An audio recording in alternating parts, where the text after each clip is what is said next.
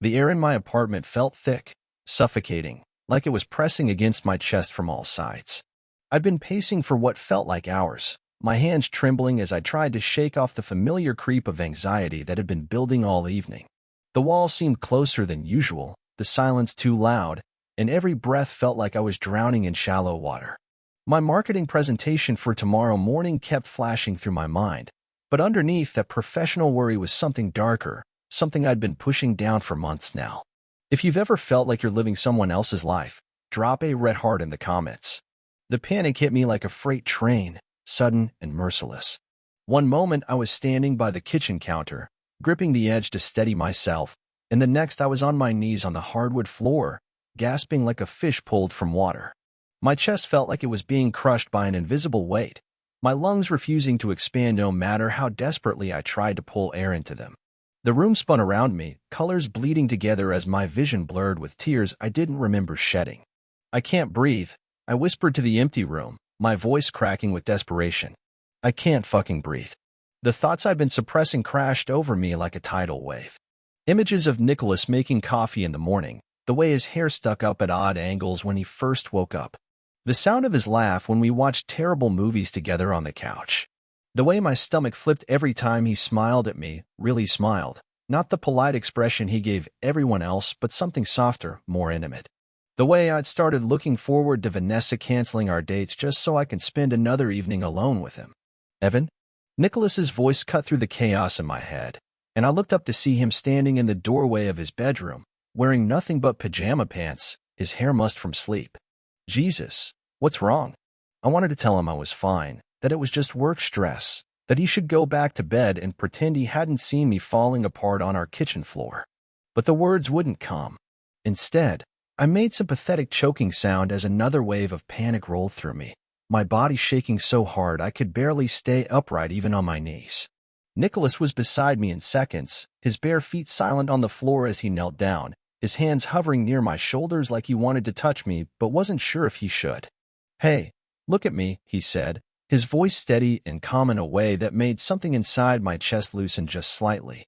"You're having a panic attack. It's going to pass, okay? Just try to focus on my voice." But I couldn't focus on anything except the way his presence seemed to make the room feel less like it was closing in on me. The scent of his soap, something clean and masculine that I'd been noticing more and more lately. The warmth radiating from his skin even though he wasn't quite touching me. The way his green eyes held mine with such gentle concern that it made my heart race for entirely different reasons than the panic. "I can't," I gasped, my hands clawing at the floor like I could somehow anchor myself to something solid. "I can't do this anymore." "Can't do what?" Nicholas asked, shifting closer, and now his knee was almost touching mine. "Talk to me, Evan. What's going on?" The honest answer terrified me more than the panic attack itself. "I can't keep pretending I don't want you. I can't keep dating Vanessa when all I think about is you. I can't keep lying to myself about who I really am and what I really want." But saying any of that out loud felt impossible, like admitting to a crime I wasn't ready to confess to. Instead, I reached out blindly, my fingers finding his wrist and wrapping around it with desperate strength. His skin was warm and solid under my palm, his pulse steady and reassuring in a way that made my own heartbeat begin to slow from its frantic rhythm. "Don't leave," I whispered, the words tumbling out before I could stop them. "Please don't leave me alone." Something shifted in Nicholas's expression, a flicker of something I couldn't quite name passing across his features. His free hand came up to cover mine where it gripped his wrist, his thumb stroking gently across my knuckles in a gesture so tender it made my throat tight with emotion. "I'm not going anywhere," he said quietly, and there was something in his voice that made the words feel like more than just comfort for a panic attack. "I'm right here, okay? I'm not leaving." We stayed like that for what felt like hours but was probably only minutes, me kneeling on the kitchen floor with my fingers wrapped around his wrist like a lifeline, him crouched beside me with his hand covering mine. My breathing gradually slowed, the crushing weight on my chest easing as his presence anchored me back to reality. But even as the physical symptoms of the panic attack began to fade, I found myself unable to let go of him. The silence stretched between us, heavy with things neither of us was saying. I became hyper-aware of every point where our skin touched, the way his thumb was still moving in small, soothing circles across my hand. The way he was looking at me like he could see straight through all the careful walls I built around myself. The way this moment felt different from all the other times he'd helped me through my anxiety, charged with an electricity that made my nerve endings hum. "Better?" he asked softly, but he made no move to pull away, and I realized he was giving me the choice of when to break this connection. I nodded, though better felt like an inadequate word for the complex tangle of emotions coursing through me. Relief that the panic attack was passing, yes, but also a terrifying awareness of how right this felt. How natural it seemed to be here with him, seeking comfort in his touch, finding safety in his presence. How much I wanted to lean into him and let him hold me until all the fear and confusion melted away. "Thank you," I managed, my voice still rough around the edges. Our eyes met and held, and for a moment I thought I saw something there that matched the longing I'd been trying so hard to ignore in myself. Something that made my breath catch for entirely different reasons than panic. But then reality crashed back in, reminding me of all the reasons why this was dangerous territory. I had a girlfriend. I had a life built on certain assumptions about who I was supposed to be. I had too much to lose by acknowledging what this moment might mean. 8 months. That's how long Nicholas had been living with me, and somehow in that time, he'd learned to read the subtle signs of my unraveling better than anyone ever had. The way my jaw would tighten during phone calls with my parents, how I'd pace the kitchen while waiting for coffee to brew on particularly bad mornings, the telltale rhythm of my breathing when anxiety began its familiar climb up my throat. He never made a big deal of it, never asked probing questions that would force me to confront truths I wasn't ready to face. Instead, he'd simply appear with a cup of tea, or suggest we watch something mindless on television, or find some excuse to stay in the same room until the storm passed. I told myself it was just good roommate compatibility. Nothing more complicated than two people who'd learned to coexist peacefully in a shared space. But even I wasn't naive enough to believe my own carefully constructed lies anymore. Not after last night. Not after the way he'd knelt beside me on that cold kitchen floor like he belonged there. The morning after my panic attack, I woke up in my own bed with only fragmented memories of how I'd gotten there. Nicholas must have helped me, though I had no recollection of walking down the hallway or him tucking me under the covers. The kindness of it made my chest tight in an entirely different way than anxiety did. This was worse, somehow. This was the kind of tightness that came with wanting something you couldn't name, couldn't ask for, couldn't even admit to yourself existed. I found him in the kitchen, standing at the counter with his back to me, shoulders relaxed in a way that suggested he'd been up for a while. The coffee maker was already gurgling, filling the apartment with that rich, familiar smell that had become as much a part of our morning routine as breathing. He was still in his sleep clothes, gray cotton pants that hung loose on his frame, and a faded t-shirt that had seen better days. There was something so effortlessly comfortable about the way he moved through our shared space, like he'd been doing it for years instead of months. "How are you feeling?" he asked without turning around, and I realized he'd known I was there before I'd made a sound. The question was gentle, carrying none of the awkward weight that usually followed my episodes. No pity, no excessive concern, just genuine care wrapped in 4 simple words.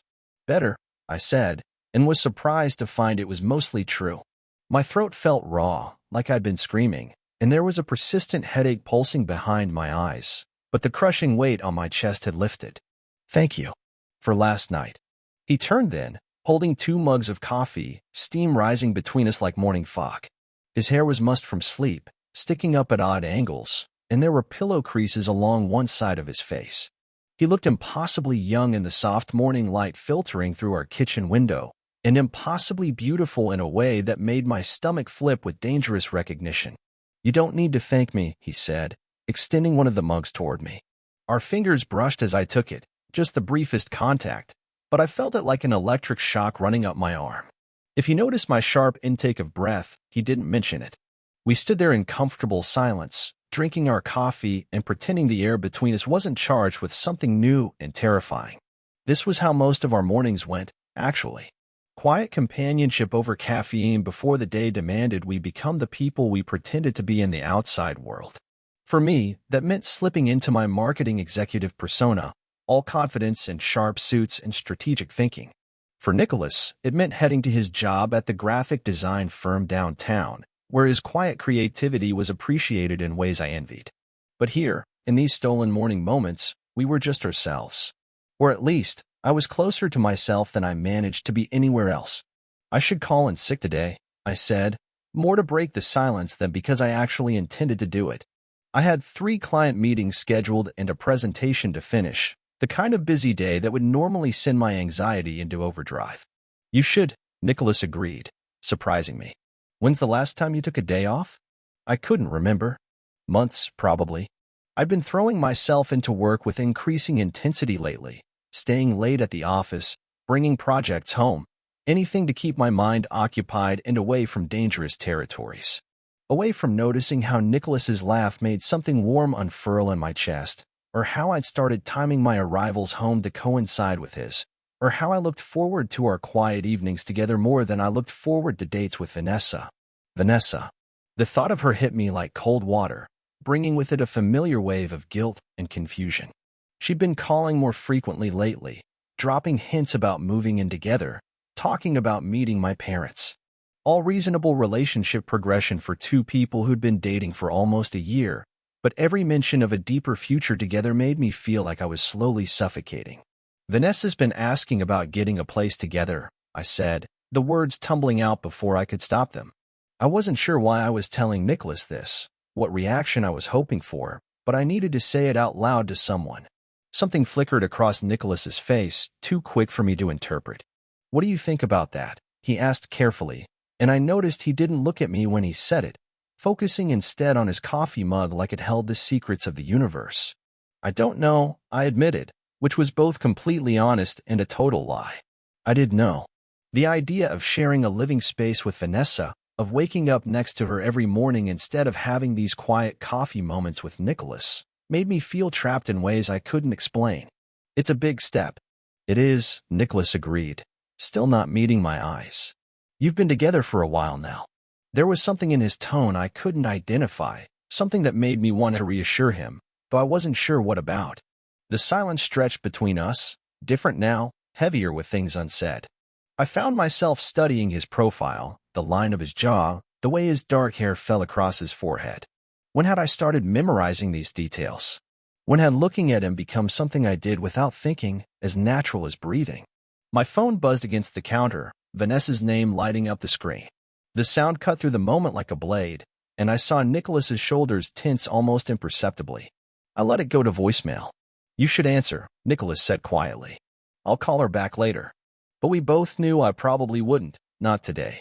I'd been avoiding her calls with increasing frequency, finding excuses to cut conversations short, declining invitations to spend the night at her place. She was everything any reasonable man should want, beautiful, successful, funny when she wanted to be. She fit perfectly into the life I was supposed to be building, the straight, uncomplicated existence my parents expected, the one that made sense on paper. So why did every kiss feel like a performance? Why did I find myself making excuses to come home early, drawn back to this apartment, to Nicholas's quiet presence and easy understanding? Why did the thought of losing this, of losing him if Vanessa and I took the next step, make my chest tight with something that felt suspiciously like panic? Are you happy? Nicholas asked suddenly, and the question caught me so off guard that I nearly dropped my mug. What do you mean? With her. With Vanessa. Are you happy? The simple question hit me like a physical blow, because no one had ever asked me that before. Not about Vanessa, not about any of the women I'd dated over the years. Everyone assumed happiness was a given, that if you were with someone attractive and appropriate, contentment would naturally follow. But Nicholas was looking at me now, really looking, and his dark eyes held a kind of gentle intensity that made me feel like he could see straight through all my carefully constructed defenses. I should be, I said finally, which wasn't an answer, and we both knew it. That's not what I asked. My phone buzzed again. Another call from Vanessa, another opportunity to slip back into the comfortable lie of my supposed heterosexuality. But I didn't reach for it this time. Instead, I found myself trapped in Nicholas's gaze, drowning in the quiet understanding I saw there, the patient way he waited for an answer I wasn't sure I was brave enough to give. I don't know, I whispered, and the admission felt like stepping off a cliff. I don't know how to be happy. Something shifted in Nicholas's expression, a softness that made my heart race in ways that had nothing to do with anxiety. He took a step closer, close enough that I could smell the faint scent of his shampoo, close enough to see the flecks of gold in his brown eyes. You deserve to be, he said simply. Happy, I mean. You deserve to be happy. The words hung between us, heavy with implication, and I felt something dangerous blooming in my chest. This was the moment I should step back, should make some joke to diffuse the tension, should call Vanessa back and pretend everything was normal. Instead, I stood frozen, memorizing the way the morning light caught in Nicholas's hair, the gentle concern in his expression, the way he looked at me like I was worth saving. My phone fell silent, and in the quiet that followed, I could hear my own heartbeat, could feel the careful walls I'd built around myself beginning to crack. Nicholas was still standing close enough to touch, and for one terrifying moment, I wanted nothing more than to close the distance between us, to find out if his skin was as warm as it looked, if he would taste like coffee and morning promises. Instead, I took a shaky step backward, breaking the spell. I should get ready for work, I said, though we both knew I'd already talked about calling in sick. Nicholas nodded, but I caught the flash of something that might have been disappointment in his eyes. Of course, he said, stepping aside to give me space to escape. I made it halfway to my bedroom before I stopped, hand on the doorframe, heart hammering against my ribs. Nicholas. Yeah, thank you. For everything. When I finally looked back, he was watching me with an expression I couldn't name, something soft and patient and infinitely kind. Anytime, Evan. I mean that. I locked my bedroom door behind me and leaned against it, trying to catch my breath. Outside, I could hear Nicholas moving around the kitchen, the familiar sounds of our morning routine continuing without me. But everything felt different now, charged with possibility and terror in equal measure. My phone sat silent on the nightstand, Vanessa's missed calls a reminder of the life I was supposed to be living. But all I could think about was the way Nicholas had looked at me, the gentle question about happiness, the careful way he'd moved closer like he was afraid I might bolt. Maybe I was starting to understand why I couldn't breathe lately. Maybe it wasn't anxiety at all, but the weight of living a lie so complete I'd almost convinced myself it was true.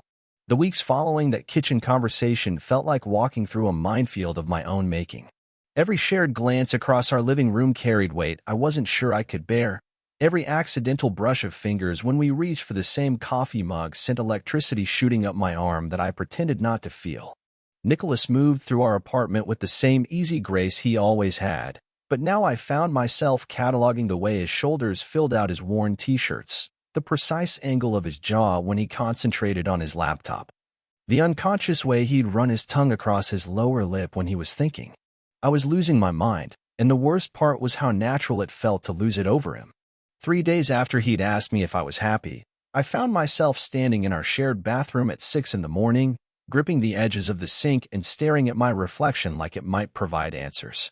My eyes were bloodshot from another sleepless night spent listening to Nicholas breathe in the room next to mine, my mind conjuring images that made my chest tight with want and terror in equal measure. The face looking back at me was a stranger's, hollow-eyed, desperate, completely undone by the simple realization that my roommate's presence had become both my greatest comfort and my most exquisite torture. When I emerged from the bathroom, Nicholas was already in the kitchen, moving through our morning routine with practiced efficiency. He'd started the coffee maker and was pulling down 2 mugs from the cabinet, his movements fluid and unconscious. The domesticity of it hit me like a physical blow. How many mornings had we done this exact dance? How many times had I watched him perform these small acts of care without recognizing them for what they were? Morning, he said without turning around, but I caught his eyes in the reflection of the window above the sink. Sleep okay? The question was casual, but there was something in his tone that made my skin prickle with awareness. He knew. Of course he knew. Nicholas had always been able to read me better than I could read myself, and lately I'd been about as subtle as a car wreck. Like a baby, I lied, accepting the coffee mug he handed me. Our fingers brushed during the exchange, just for a second, but the contact sent a jolt through me that I couldn't hide.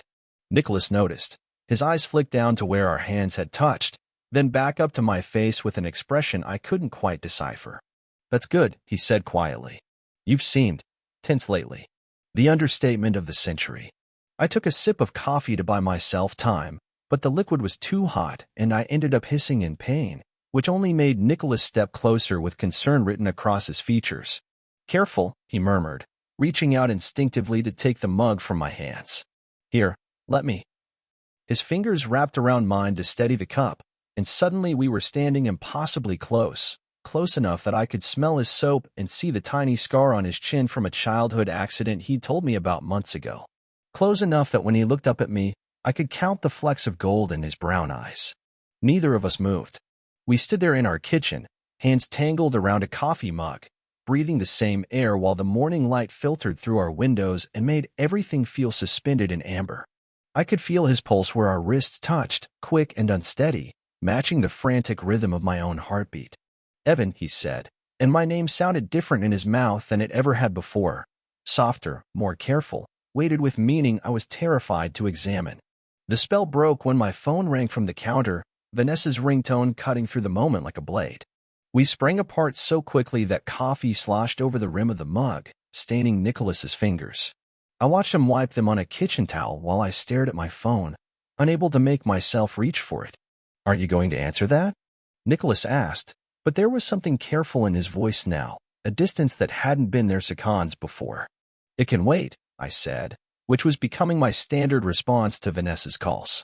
I'd been dodging her for days, claiming work stress whenever she pressed me about why I seemed so distracted, why I kept canceling our dates, why I felt like I was somewhere else even when we were together. The truth was that I couldn't bear to be around her anymore. Every kiss felt like a betrayal, every intimate moment like a lie I was telling not just to her but to myself. How could I touch her when all I wanted was to know what Nicholas's skin would feel like under my hands? How could I pretend to love her when I was falling apart just from sharing morning coffee with my roommate? Nicholas watched me ignore the call with an unreadable expression. "She's going to think something's wrong." "Maybe something is wrong," I said before I could stop myself. The words hung between us, loaded with implications I wasn't ready to voice. "Evan." His voice was gentle but firm. "What's going on with you?" I opened my mouth to give him another deflection, another carefully constructed lie about work stress or family pressure or anything that would explain away the way I'd been acting. But looking at him, really looking at him, taking in the genuine concern in his eyes and the patient way he was waiting for me to trust him with the truth, I found I couldn't do it anymore. "I don't know," I said finally, and it was both a lie and the most honest thing I'd said in weeks. "I feel like I'm going crazy." Nicholas set down his coffee mug and turned to face me fully. "Talk to me." Those 3 words nearly undid me completely. He said them the same way he had the night of my panic attack, with absolute sincerity and infinite patience, like he had all the time in the world to listen to whatever I needed to say. Like there was nowhere else he'd rather be than standing in our kitchen, watching me fall apart over feelings I couldn't name. "I can't," I whispered. "I can't talk about it." "Why not?" "Because if I start talking, I won't be able to stop. Because if I tell you what's really going through my head, everything will change. Because I'm terrified that you'll look at me differently, and I'm even more terrified that you won't." "Because it's complicated," I said instead.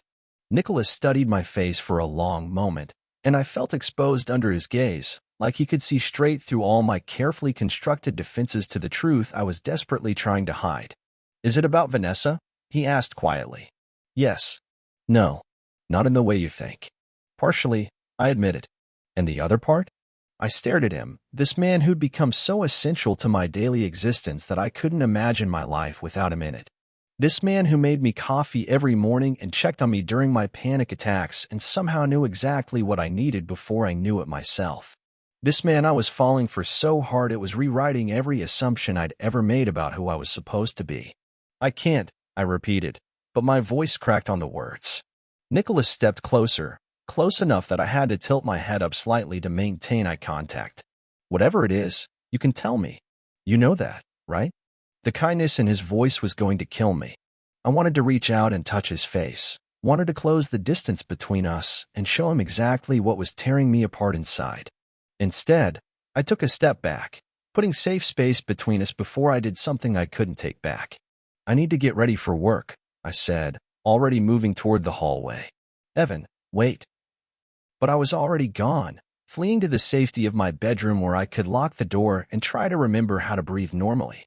I leaned against the closed door and listened to Nicholas move around the kitchen, probably cleaning up the coffee I'd spilled, probably wondering what the hell was wrong with his disaster of a roommate. The worst part was that avoiding him felt like cutting off a limb. Over the past 8 months, Nicholas had become woven into the fabric of my daily life so completely that his absence left me feeling untethered. I'd grown used to his steady presence, his quiet observations, the way he could calm me down just by being in the same room. Now that I was actively trying to create distance between us, I felt like I was suffocating all over again.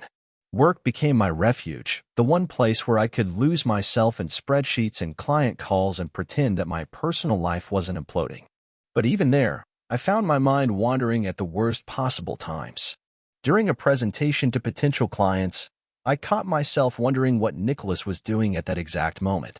In the middle of a budget meeting, I found myself thinking about the way he looked at me that morning, the careful concern in his voice when he'd asked what was going on. My productivity plummeted. My boss asked if everything was all right at home. My coworkers started giving me strange looks when I zoned out mid-conversation.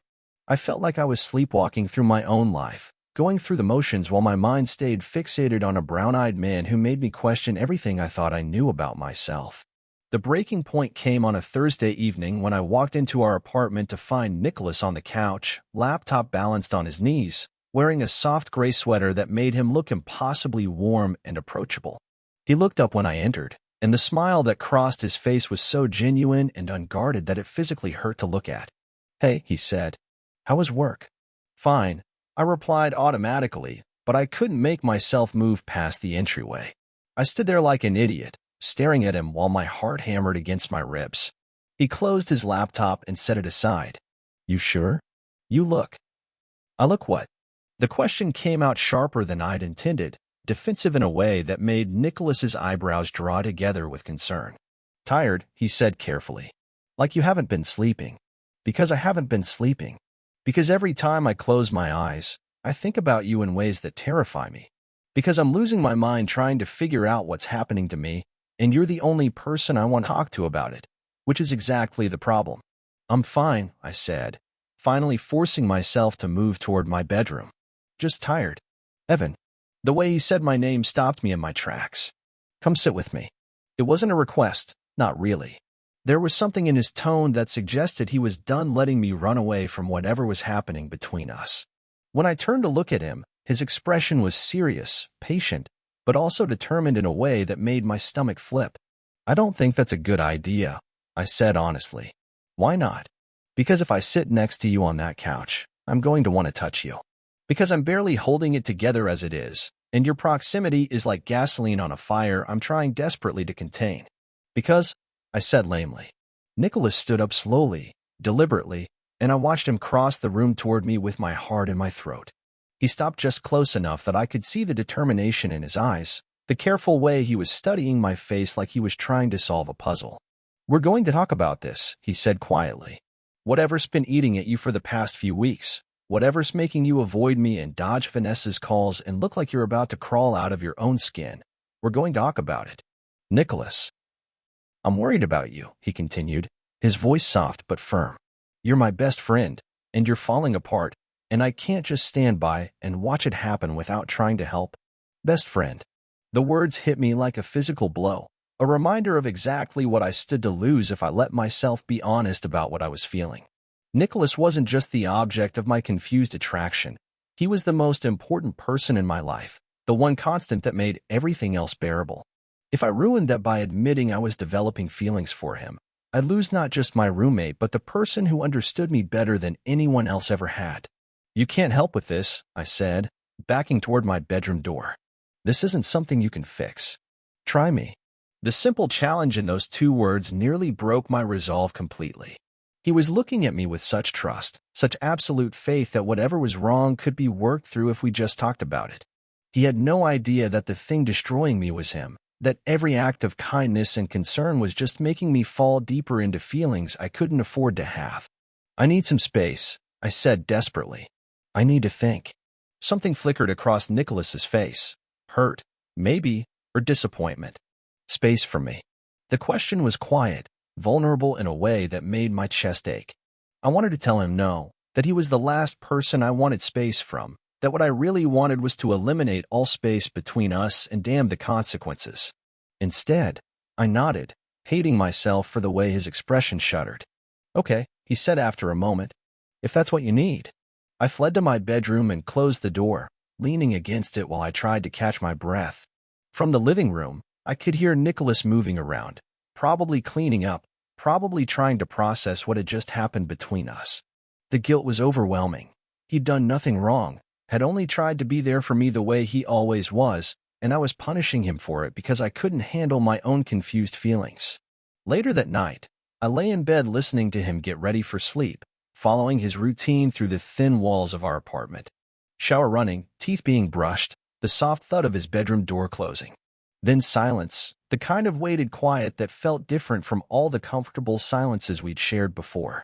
I stared at the ceiling and tried to imagine what would happen if I got up right now, walked to his room, and told him the truth.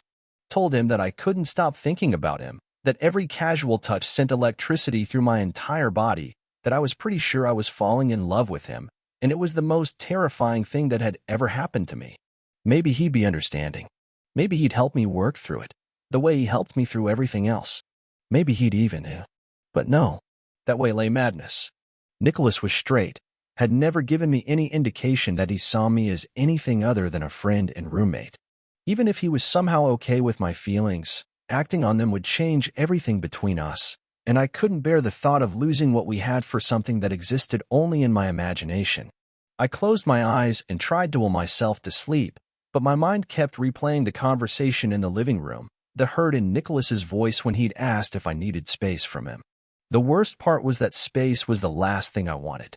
What I wanted was to be closer to him, to understand what was happening between us, to explore these feelings that were rewriting everything I thought I knew about myself. But wanting something and being brave enough to reach for it were two entirely different things, and I'd never felt like more of a coward than I did lying alone in my bed, separated from Nicholas by nothing more than a thin wall and my own overwhelming fear. The next morning, Nicholas was gone by the time I worked up the courage to leave my bedroom. He'd made coffee, as he always did, but he'd only set out one mug. The message was clear. He was giving me the space I'd asked for, even though neither of us really wanted it. The space I'd asked for became a prison of my own making. For 3 days, I barely left my room except when I knew Nicholas was at work. I'd listen for the sound of his key in the lock, timing my exits to the kitchen or bathroom when his footsteps moved toward his bedroom. The apartment felt too small and too large all at once. Too small to avoid the weight of what hung between us, too large without his presence filling the spaces we used to share so naturally. My phone buzzed constantly with messages from Vanessa. Asterisk, call me back. Asterisk, asterisk, we need to talk. Asterisk, asterisk, I'm coming over tonight. Asterisk, each notification sent a spike of anxiety through my chest, but I couldn't bring myself to respond. How could I explain that I was avoiding her not because of anything she'd done, but because facing her meant facing the elaborate lie I'd been living? On Wednesday night, the familiar tightness began creeping up my throat while I sat on my bed, laptop open to emails I couldn't focus on. The walls seemed to press closer with each shallow breath I managed to take. My chest felt like someone had wrapped steel bands around it, tightening with each panicked attempt to fill my lungs. The rational part of my mind knew what was happening, another panic attack, but knowing didn't make the terror any less real. I pressed my palms against my chest, trying to slow my racing heart through sheer force of will. The technique Nicholas had taught me, for counts in, hold for 4, for counts out, felt impossible when my body was convinced I was suffocating. My hand shook as I reached for the glass of water on my nightstand, nearly knocking it over in my desperation. Through the thin walls, I could hear Nicholas moving around in the living room, probably making his nightly cup of tea. Part of me wanted to call out to him, to let him help me through this the way he had so many times before. But the larger part of me, the part ruled by fear and self-preservation, kept my door firmly closed. I couldn't risk another moment like the one in the kitchen, couldn't trust myself not to say something that would destroy what little remained of our friendship. The attack peaked and gradually subsided, leaving me drained and hollow. I lay back against my pillows, staring at the ceiling and listening to the sounds of Nicholas preparing for bed. His routine had become so familiar, the soft thud of his bedroom door, the creak of his mattress, the brief glow of his reading lamp under the gap beneath his door before it clicked off 20 minutes later. I'd memorized these rhythms during countless sleepless nights, finding comfort in the knowledge that he was close even when I couldn't be near him. Thursday brought another layer of dread when I saw Vanessa's car parked outside our building as I returned from a miserable day at work. I'd barely been functional, snapping at my assistant and staring blankly at presentations that might as well have been written in a foreign language. My colleagues had started giving me concerned looks, and I knew I was barely holding it together. I climbed the stairs slowly, each step feeling heavier than the last. The sound of voices through our apartment door made my stomach clench. Vanessa's laugh, bright and familiar, mixed with Nicholas's deeper tones. They were talking about something mundane, probably the weather or her job, but hearing them together felt like a betrayal of something I couldn't even name. I stood outside the door for a full minute, key in hand, trying to summon the energy to put on the performance that dating Vanessa required. The cheerful boyfriend, the man who was planning a future with her, the person who didn't spend his nights cataloging the way his male roommate's eyes crinkled when he smiled. The mask felt heavier each time I put it on, but I'd worn it for so long that I wasn't sure who I was without it. There he is. Vanessa's voice was too bright when I finally entered, and I could see the strain around her eyes that meant we were going to have a conversation I wasn't prepared for. She was perched on our couch, the couch where Nicholas and I had spent countless evenings watching movies and talking about everything except the tension that hummed between us, wearing the blue dress I'd complimented once months ago. Nicholas looked up from the kitchen where he was putting away dishes, and our eyes met for a brief, charged moment before I forced myself to look away. Even that split second of contact sent heat through my chest, and I hated myself for it.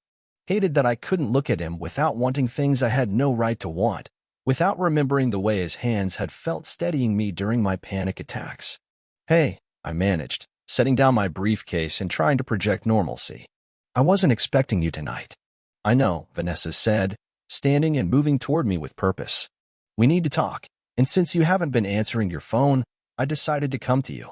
Her smile was sharp around the edges, the kind that meant she was hurt and trying to hide it. "Nicholas was kind enough to let me wait for you." I glanced toward the kitchen again, but Nicholas had his back to us, focusing intently on wiping down counters that were already clean. The set of his shoulders told me he was listening to every word, and I wondered what Vanessa had said to him while they waited. The thought of her probing him about my recent behavior, about the changes she'd obviously noticed, made my chest tight again. "Of course," I said, forcing myself to move toward her. "Let's go to my room." "Actually," she said, not moving from her spot near the couch, "I think we should talk right here. I've been thinking about us, about where we're going, and I realized something." She paused, her eyes searching my face for a reaction I wasn't sure how to give. "I feel like I'm dating a ghost, Evan. Like you're going through the motions, but your heart isn't in it." The words hit me like a physical blow, not because they were cruel, but because they were completely accurate. In the kitchen, Nicholas's movement stilled, and I knew he was hearing every word of this conversation that was about to tear apart the carefully constructed lie I'd been living. "That's not," I started, but Vanessa held up a hand. "Let me finish," she said, her voice gentler now. "I've been trying to figure out when things changed between us. When you stopped really seeing me, stopped being present when we're together. And I think I know when it started." My heart hammered against my ribs as she paused, her gaze flicking briefly toward the kitchen before returning to my face. Whatever she was about to say, I knew with sick certainty that it was going to change everything. "It started when you moved in here," she continued. "When you started living with Nicholas." The silence that followed was deafening. In my peripheral vision, I saw Nicholas turn from the sink, his attention fully focused on our conversation now. The air in the room felt charged, like the moments before a thunderstorm when everything holds its breath. "Vanessa, that's ridiculous," I said, but my voice came out strained and unconvincing even to my own ears. "Nicholas is my roommate. We're friends." "Are you?" she asked, and there was something almost pitying in her expression. "Because from where I'm standing, it looks like a lot more than friendship. The way you two look at each other, the way you know each other's routines better than couples who've been together for years. The way you've been pulling away from me ever since you started getting closer to him." Each word felt like a scalpel, cutting away the layers of denial I'd wrapped around myself.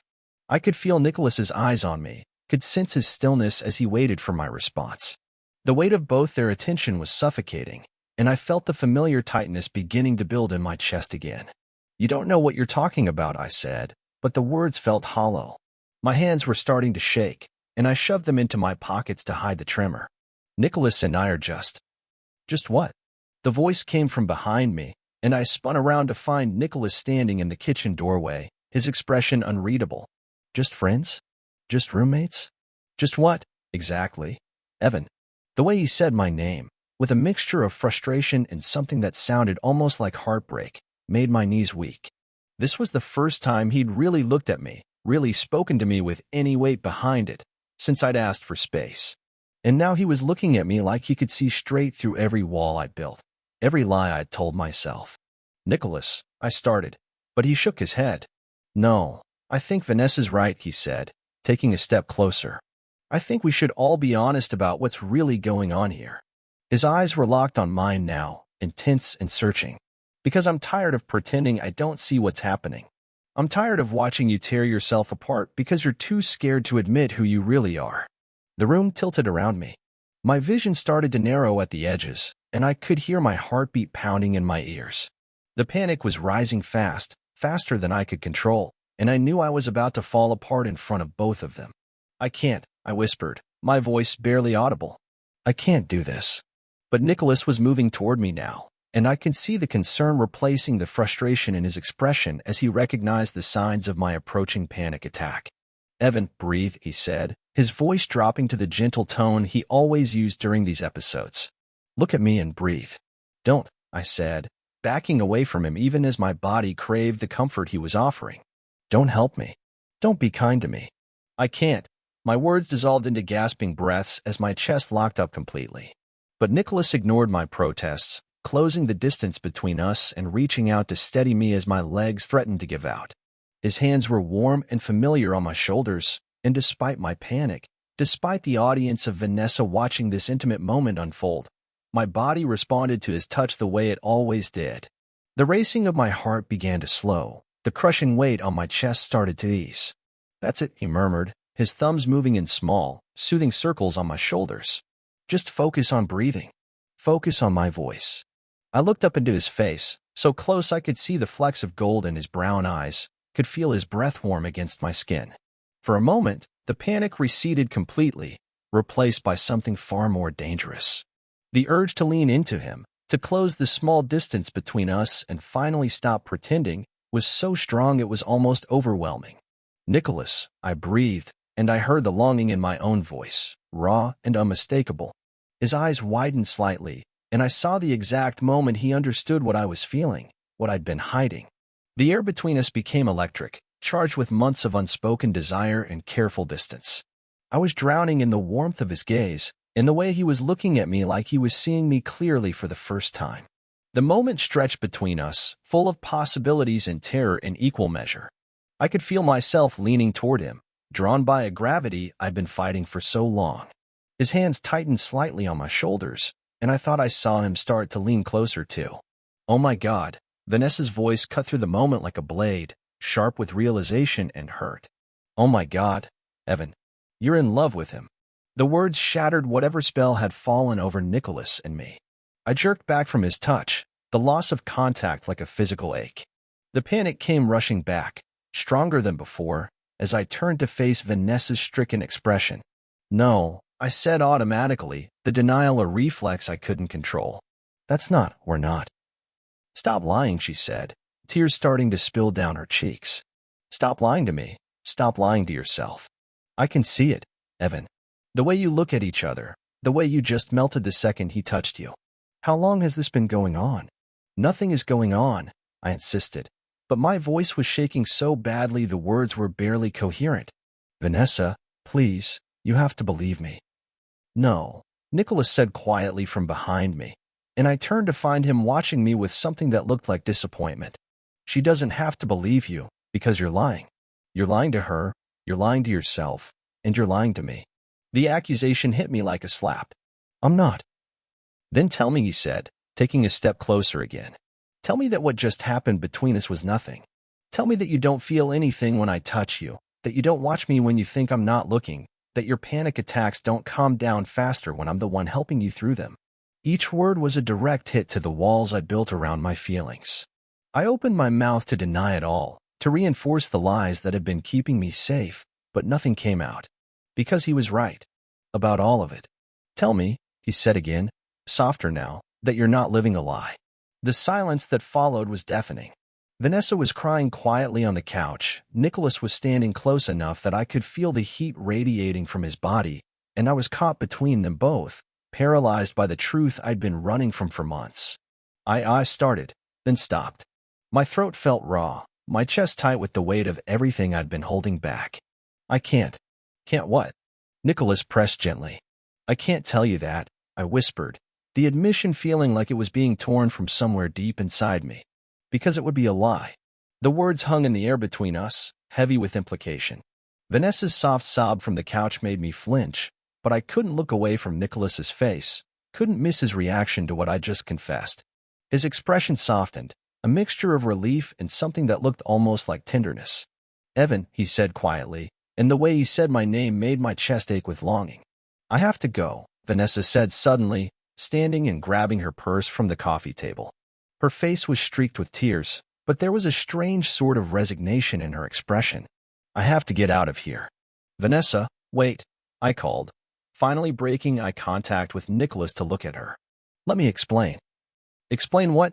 She asked, her voice thick with hurt. That you've been using me as a cover while you figure out your feelings for him? That our entire relationship has been a lie. The brutal honesty of her words made me stagger back a step. It wasn't all a lie, I said desperately. I cared about you. I still care about you. But you were never in love with me, she said, and it wasn't a question. Were you? The question hung between us, demanding an honesty I'd never been brave enough to give. I looked at her face, at the pain I'd caused by trying to be someone I wasn't, and felt something break apart inside my chest. No, I whispered. I'm sorry, but no, I wasn't. She nodded like she'd expected the answer, wiping her eyes with the back of her hand. At least you're finally being honest, she said. With both of us. She moved toward the door, pausing only to look back at Nicholas. Take care of him, she said quietly. He's going to need someone who actually sees him for who he is. The door closed behind her with a soft click, leaving Nicholas and me alone in the sudden quiet of our apartment. The space felt different now, charged with everything that had been said and everything that remained unspoken. I could hear my own breathing, still uneven from the panic attack and the emotional upheaval, and the soft sound of Nicholas moving closer. Evan, he said, and when I turned to face him, his expression was gentle but determined. We need to talk. I know, I said, my voice barely above a whisper. I know we do. But even as I said it, I felt the familiar urge to run, to retreat to my room and lock the door and pretend this conversation didn't need to happen. The thought of laying myself completely bare, of admitting not just that I was attracted to men, but that I was falling in love with him specifically, terrified me more than any panic attack ever had.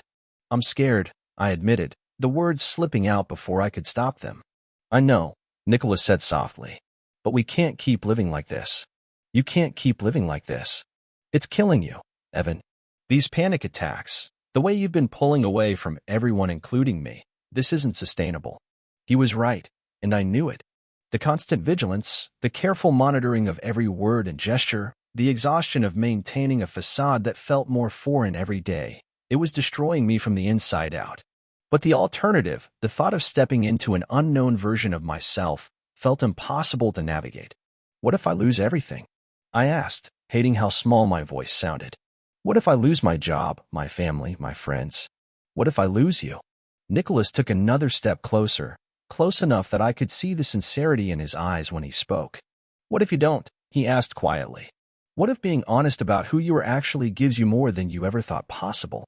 The silence in the apartment stretched like a taut wire after Vanessa's departure, punctuated only by the distant hum of traffic and the sound of my own ragged breathing. Nicholas stood by the door, his hand still on the handle, watching me with those dark eyes that seemed to see straight through every wall I'd built around myself. I wanted to say something, anything, to fill the void that Vanessa's truth had left behind, but the words caught in my throat like broken glass. Evan, Nicholas said softly, turning away from the door. We need to talk. I shook my head, backing toward my bedroom. I can't. Not tonight. I need some time to think. But thinking was exactly what I couldn't handle. For the next 3 days, I threw myself into work with a desperate intensity, staying late at the office, taking calls in conference rooms, doing anything to avoid being alone with Nicholas in our apartment. When I did come home, I slipped in quietly, grabbed whatever I needed, and locked myself in my room like a teenager hiding from disappointed parents. Nicholas didn't push. He left me space, but I could feel his presence through the thin walls, could hear him moving around the kitchen in the mornings, making coffee for two out of habit even though I wasn't there to drink it. Sometimes I'd catch the scent of his cologne lingering in the hallway, and my chest would tighten with a longing so fierce it left me breathless. On Thursday evening, I sat in my car in the parking garage beneath our building for nearly an hour, gripping the steering wheel and trying to work up the courage to go upstairs. The fluorescent lights cast everything in harsh shadows, and I kept thinking about Vanessa's words, the way she looked at me like she was seeing me clearly for the first time. "You're not in love with me," she'd said, and the relief I'd felt at hearing it spoken aloud had been overwhelming. But relief was quickly followed by terror, because if I wasn't in love with Vanessa, then what did that make me? What did it make the feelings I had for Nicholas, the way my pulse quickened when he smiled at me, the way I'd memorized the sound of his laugh? When I finally made it upstairs, Nicholas was reading on the couch, a lamp casting warm light across his features. He looked up when I entered, and I saw something shift in his expression. Hope, maybe, or just exhaustion from walking on eggshells around me for days. "Hey," he said simply. "Hey." I hovered near the door, key still in my hand. "I'm just going to grab a shower." He nodded, returning to his book, but I could feel his disappointment like a physical weight in the room. I made it halfway down the hall before the familiar tightness began building in my chest, that telltale flutter of panic that I'd become all too familiar with over the past months. But this time was different. This time, the panic wasn't about work deadlines or social expectations or any of the usual triggers. This time, it was about the growing realization that I was destroying something precious by running from it, that my fear was poisoning the one relationship that had ever made me feel truly seen. The attack hit me in the bathroom, coming on fast and vicious. My vision tunneled, and suddenly I couldn't get enough air, couldn't fill my lungs no matter how hard I tried. I gripped the edge of the sink, staring at my reflection, pale, wide-eyed, looking exactly like the frightened kid I'd been when I first started having these episodes in high school. I thought about that kid, about all the years I'd spent building walls and crafting personas, about the careful way I'd learned to deflect questions about girlfriends and future plans. I thought about the first time I'd realized I was different, sitting in a high school locker room and trying not to look too long at the wrong people, the shame that had settled into my bones like winter cold. "Evan?" Nicholas's voice came from outside the door, careful and concerned. "You okay in there?" I tried to answer, but no sound came out. The panic was cresting now, that familiar wave of absolute terror that made me feel like I was drowning while standing on dry land. My hands were shaking so badly I could barely hold onto the sink. "I'm coming in," Nicholas said, and then the door was opening and he was there, taking in the situation with one quick glance. "Okay, it's okay. I've got you." His hands found my shoulders, steady and warm, and he guided me down to sit on the edge of the bathtub. "Breathe with me, Evan. In for 4, hold for 4, out for 4. You know the drill." But I couldn't focus on his counting, couldn't focus on anything except the crushing weight of everything I'd been carrying for so long. "I can't," I gasped. "I can't keep doing this." "Doing what?" His voice was gentle, patient, the same tone he always used during my episodes. "Pretending." The word came out broken, raw. "I'm so tired of pretending to be someone I'm not." Nicholas went very still, his hands steady on my shoulders. "What are you pretending, Evan?" And there it was, the question I'd been running from for months, maybe years. I looked up at him, at his kind eyes, and the way he was looking at me like I was worth saving, and felt something crack open in my chest. "That I don't." I stopped, the words lodging in my throat. "That I don't feel things I shouldn't feel." "According to who?" he asked quietly. The simplicity of the question undid me. According to who, indeed? According to my parents, who had never explicitly said anything but whose casual homophobia had shaped my childhood. According to society, to expectations, to some invisible rulebook I'd been following my entire life without ever questioning why. "I called in sick to work today," I admitted, my breathing still uneven. "And yesterday. I've been sitting in coffee shops, walking around the city, trying to figure out who I am when I'm not performing for someone else." Nicholas's thumb brushed across my shoulder, a small gesture of comfort. "And what did you figure out?" I laughed, but it came out shaky. That I'm gay. The words felt foreign in my mouth, like speaking a language I'd only heard in whispers. That I've been gay my whole life, and I've been so scared of it that I've been making myself sick trying to be something else. Evan. His voice was soft, full of something I was afraid to name. And I've been using Vanessa, I continued, the words tumbling out now in a rush. Using her to prove to myself and everyone else that I was normal, that I could be the person everyone expected me to be. She deserved so much better than that.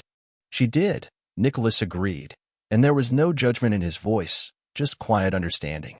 But you deserve better too. You deserve to be yourself. I met his eyes then, really met them, and saw something there that made my heart stutter. Even if myself is someone who. I swallowed hard. Someone who has feelings for his roommate. The air between us changed, charged with possibility and terror in equal measure.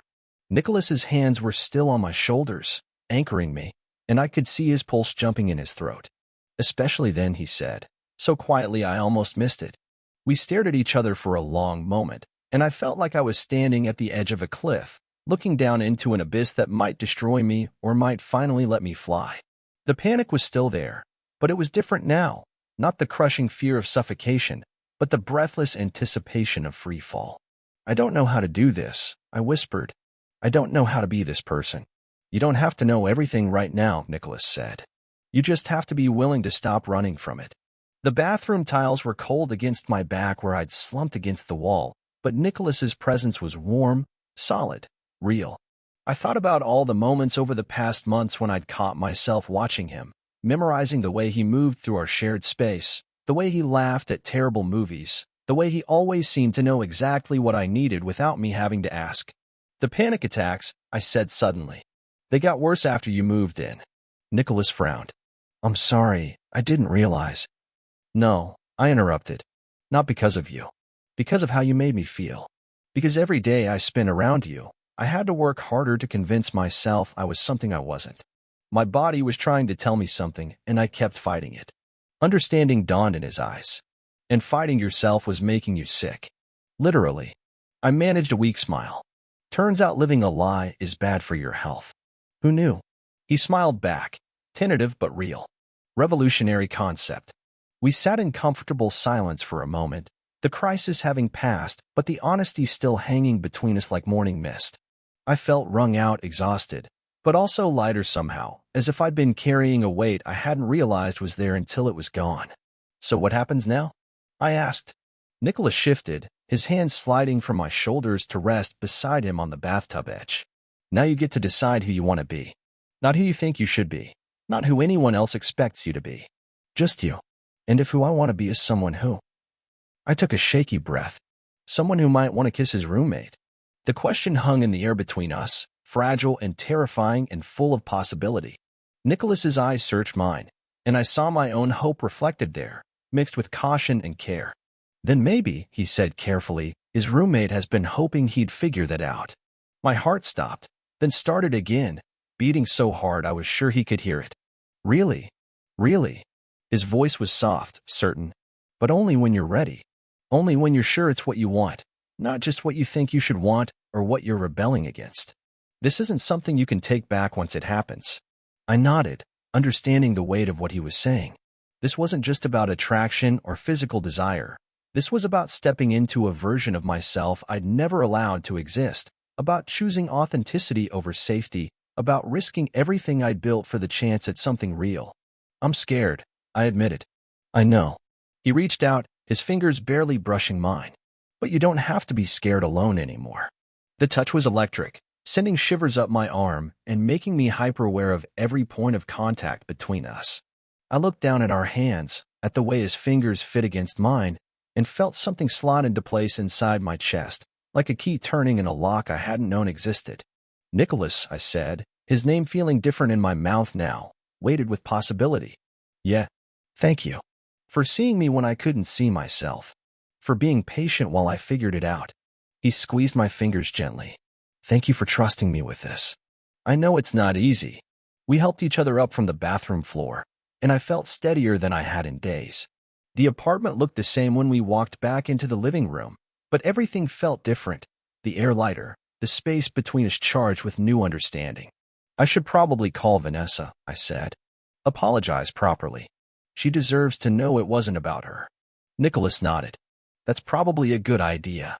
And then I trailed off, suddenly shy again. And then we take it one day at a time, he finished. No pressure, no expectations. Just us, figuring it out together. I looked at him standing there in the lamplight, patient and kind and willing to wait for me to find my courage, and felt something bloom in my chest that might have been hope. For the first time in months, maybe years, I could breathe freely, could imagine a future that didn't involve hiding or pretending or making myself sick with the effort of being someone else. One day at a time, I repeated, and it sounded like a promise. The morning after my confession to Nicholas, I woke up feeling like I'd been turned inside out. Every nerve in my body felt raw, exposed, like I'd shed a layer of skin overnight. Nicholas had given me space after our conversation, disappearing into his room with a gentle "get some rest" and a look that held more understanding than I deserved. Now, staring at the ceiling as dawn crept through my blinds, I realized I had no idea what came next. I found him on our apartment balcony an hour later, still in his sleep clothes, hands wrapped around a steaming mug of coffee. The city stretched out below us, early morning light painting everything in soft gold. He didn't turn when I stepped outside, but I saw his shoulders shift slightly, acknowledging my presence. I couldn't sleep, I said, my voice hoarse from the previous night's emotional wreckage. Neither could I. He took a sip of his coffee, steam curling up between us. There's another mug on the counter if you want it. I should have gone back inside, should have grabbed that coffee and maybe found some way to pretend last night hadn't happened. Instead, I moved closer, gripping the balcony railing until my knuckles went white. Nicholas, I need to tell you something else. He finally looked at me then, and I saw exhaustion in his eyes that matched my own. Evan, you don't have to. The panic attacks have been getting worse because I've been fighting this, I interrupted, the words tumbling out before I could stop them. Fighting my feelings for you. Every time I look at you. Every time you help me through an episode. Every time you do something as simple as hand me coffee in the morning, I feel like I'm drowning in how much I care about you. My hands were shaking now, that familiar tightness creeping into my chest, but I pushed through it. You make me feel safe, Nicholas. You make me feel understood in ways that terrify me because it means admitting that everything I thought I knew about myself was wrong. The silence stretched between us, filled only by the distant hum of morning traffic. Nicholas set his mug down on the small table we'd dragged out here months ago, when we'd first started spending evenings together on this balcony, talking about everything except the tension building between us. Can I tell you something? He asked, his voice soft. I've been waiting for you to be ready. Not just ready to admit you're gay, but ready to trust me with the real you. The you that exists underneath all that fear. I turned to face him fully, my heart hammering against my ribs. What do you mean? I mean I've been in love with you for months, Evan. I've watched you panic about feelings that are completely natural, watched you force yourself through the motions with Vanessa when it was obvious your heart wasn't in it. I've wanted to tell you so many times, but I knew you had to get there on your own. The words hit me like a physical blow. You've been in love with me? How could I not be? He stepped closer, close enough that I could see the gold flecks in his brown eyes. You're brilliant and funny and so goddamn stubborn about protecting everyone except yourself. When you have panic attacks, you apologize like you're inconveniencing me, when the truth is those moments are when I see you most clearly. When all your walls come down, and you let me help you. I felt tears prick at my eyes. I thought I was going crazy. The way I felt about you, the way I wanted. I trailed off, unable to finish. What did you want? His voice was barely above a whisper. This, I said, reaching out with a trembling hand to touch his face. I wanted to be able to touch you without making excuses. I wanted to stop pretending that sharing space with you was just convenient. I wanted to stop lying to myself about why I felt more myself in our apartment than anywhere else in the world. Nicholas leaned into my touch, his eyes closing briefly. You can have all of that, Evan. You can have me, if you want me. I do want you, I said, the admission coming out broken and desperate. God, I want you so much it scares me. I've never felt anything like this before, and I don't know how to be what you need. You don't have to be anything other than yourself. He covered my hand with his, pressing it more firmly against his cheek. The real yourself, not the version you think the world wants to see. Looking at him in the morning light, I felt something shift inside me. The panic that had been my constant companion for months seemed to quiet, replaced by something warmer, more solid. This was Nicholas, who had seen me at my worst and stayed, who had held me through panic attacks without asking for explanations, who had been patient while I fumbled my way toward the truth. I'm still scared, I admitted. I know, but you don't have to be scared alone anymore.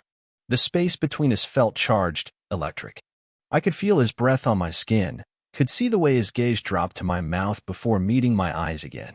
This was the moment I'd been running from for months, the moment that would change everything between us. Can I kiss you? He asked, and the question broke something open inside me. Instead of answering with words, I closed the distance between us, pressing my lips to his in a kiss that felt like coming home. It was soft at first, tentative, like we were both afraid of breaking something precious. But then Nicholas's arms came around me, pulling me closer, and I melted into him with a sound that was half sob, half relief. When we finally broke apart, I was breathing hard, my forehead resting against his. I can't believe we just did that.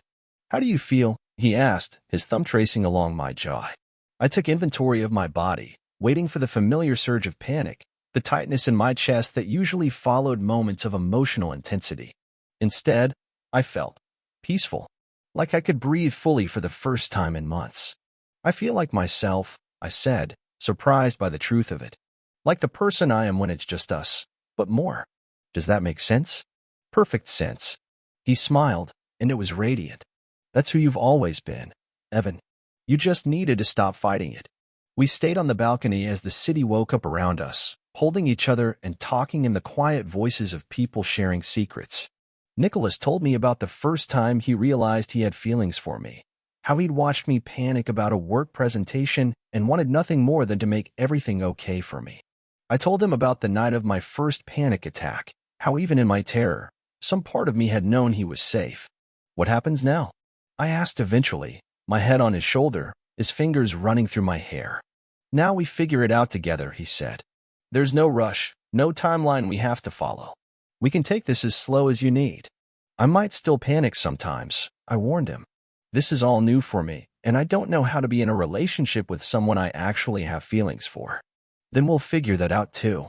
He pressed a kiss to the top of my head. I'm not going anywhere, Evan. I've been your friend through everything else. I can be your boyfriend through this too. The word boyfriend sent a thrill through me that I didn't try to suppress. Is that what you are now? My boyfriend? If you want me to be. I lifted my head to look at him, taking in the hope and vulnerability in his expression. This was Nicholas, who had been my anchor through the worst months of my life, who had seen me at my most broken and stayed anyway, who had waited patiently while I fought my way toward the truth. Yeah, I said, feeling a smile spread across my face. I want that. I want you. The kiss he gave me then was different from the first one, deeper and more confident. It tasted like coffee and possibility, like all the mornings we'd shared and all the ones still to come. When we broke apart, I felt grounded in a way I hadn't experienced in months. We should probably go inside, Nicholas said, though he made no move to let go of me. Get some actual breakfast, maybe shower off yesterday. In a minute, I said, not ready to leave this moment yet. I just want to stay here with you a little longer.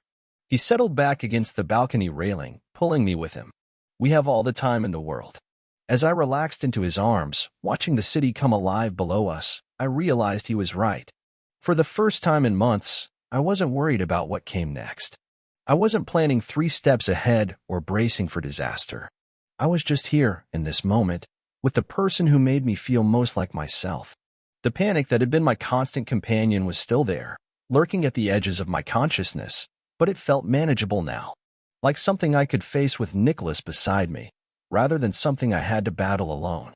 Thank you, I said quietly. For what? For waiting. For not giving up on me when I was too scared to give up on myself. You don't have to thank me for caring about you, Evan. That's not something I had to work at. I closed my eyes, letting his words wash over me. This was what I'd been fighting so hard against, this feeling of being completely known and accepted. It had terrified me because it meant admitting that everything I'd built my identity on was wrong. But sitting here with Nicholas, I realized it wasn't about being wrong. It was about being incomplete. I love you, I said, the words slipping out before I could second-guess them. Nicholas went very still. Say that again. I love you, I repeated, more confidently this time. I'm in love with you, Nicholas. I think I have been for a long time. I love you too, he said, his voice thick with emotion. God, Evan, I love you so much. We stayed on that balcony until the sun was fully up, holding each other and talking about everything and nothing. For the first time in months, I felt like I could breathe freely, like the weight that had been pressing down on my chest had finally lifted. 3 months had passed since that morning on the balcony when everything changed between us. I was sitting at my desk, reviewing a marketing proposal, when I felt that familiar tightness beginning to creep up my chest. But instead of spiraling into panic like I used to, I took a deep breath and reminded myself of what I'd learned. The feeling would pass, and I wasn't alone anymore. Nicholas appeared in my doorway with 2 cups of coffee, as if he'd sensed my moment of unease. That was the thing about living authentically with someone who truly knew you. They could read the subtle shifts in your energy before you even recognized them yourself. How's the Henderson account coming along? He asked, settling into the chair across from my desk. This was our life now, comfortable, domestic, real in ways I'd never imagined possible when I was suffocating under the weight of pretending to be someone else. Almost finished, I said, accepting the coffee gratefully. Though I think I was overthinking the demographics section again. Nicholas smiled knowingly. You always overthink when you're avoiding something else. What's really on your mind?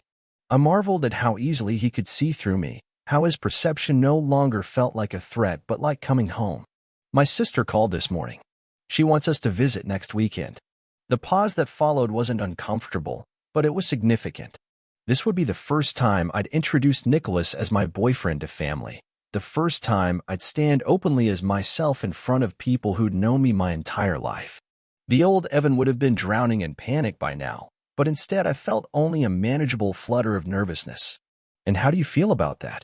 Nicholas asked gently, the same way he'd learned to talk me through my anxiety attacks during those early weeks when I was still learning to breathe freely. Scared, I admitted, and the honesty felt like a small victory. But the good kind of scared, if that makes sense. Like I'm nervous about jumping off a diving board, not like I'm drowning. Nicholas reached across the desk and took my hand, his thumb tracing gentle circles across my knuckles. It makes perfect sense. And you know I'll be right there with you, whatever happens. I squeezed his hand, remembering those first terrifying weeks after we'd finally admitted our feelings. The panic attacks hadn't disappeared overnight. There had been moments when the weight of changing my entire understanding of myself felt overwhelming. But Nicholas had been patient through every setback, celebrating small victories like the first time I'd corrected someone who assumed he was just my roommate, or the day I'd finally changed my relationship status on social media. I keep thinking about who I was 6 months ago, I said, looking at our joined hands. That version of me was so afraid of this exact moment, and now I can't imagine my life any other way. You were never really that other person, Nicholas said softly. You were always this Evan, just buried under a lot of fear and expectations that weren't yours to carry. He was right, of course. The man I'd become wasn't someone new. He was who I'd always been underneath, finally allowed to breathe. The panic attacks had lessened dramatically once I'd stopped fighting against my own nature, though I still had moments of anxiety when facing new situations or challenging old assumptions about myself. Remember our first real date? I asked, smiling at the memory. I was so nervous I could barely eat, and you spent the entire dinner telling me terrible jokes just to make me laugh. They weren't terrible, Nicholas protested with mock indignation. They were strategically crafted to be so bad they'd shock you out of your anxiety spiral. Well, it worked. I brought his hand to my lips and kissed his knuckles gently. Everything you did worked. You waited for me to be ready, and then you helped me figure out how to be brave. The afternoon light streaming through our apartment windows caught the gold flecks in Nicholas's eyes as he looked at me with that expression I'd learned to recognize, the one that said he was seeing all of me. The scared parts and the strong parts and the parts still learning how to exist in the world and loving every piece. We helped each other figure out how to be brave, he corrected. You think it was easy for me, watching you struggle and not knowing if you'd ever be ready to let me in completely? You think it didn't terrify me to fall in love with someone who might never be able to love me back openly? I'd never considered how much courage it had taken for Nicholas to be patient with my journey, to love me before I was ready to love myself fully. I'm sorry it took me so long to catch up. Don't be sorry, he said firmly. Be proud. You chose authenticity over comfort, truth over safety. That's not something everyone can do. As we sat there in our living room, coffee growing cold while we held hands across my desk, I felt that deep sense of peace that had replaced the constant underlying panic I'd lived with for so long. There would still be challenges ahead, difficult conversations with family members who might not understand, moments of doubt when the world felt hostile to people like us, days when my anxiety would spike for reasons that had nothing to do with my sexuality. But I would face all of it as myself, with Nicholas beside me, learning to breathe freely in a life built on truth instead of fear. And that made every moment of the struggle worthwhile. So, Nicholas said, breaking the comfortable silence, "Should I pack my good shirt for meeting your sister?" I laughed, feeling lighter than air. "Definitely. And maybe prepare some of those strategically terrible jokes. Something tells me you're going to charm her completely. Just like I charmed you?" "Exactly like that," I said, leaning across the desk to kiss him softly. "Exactly like that."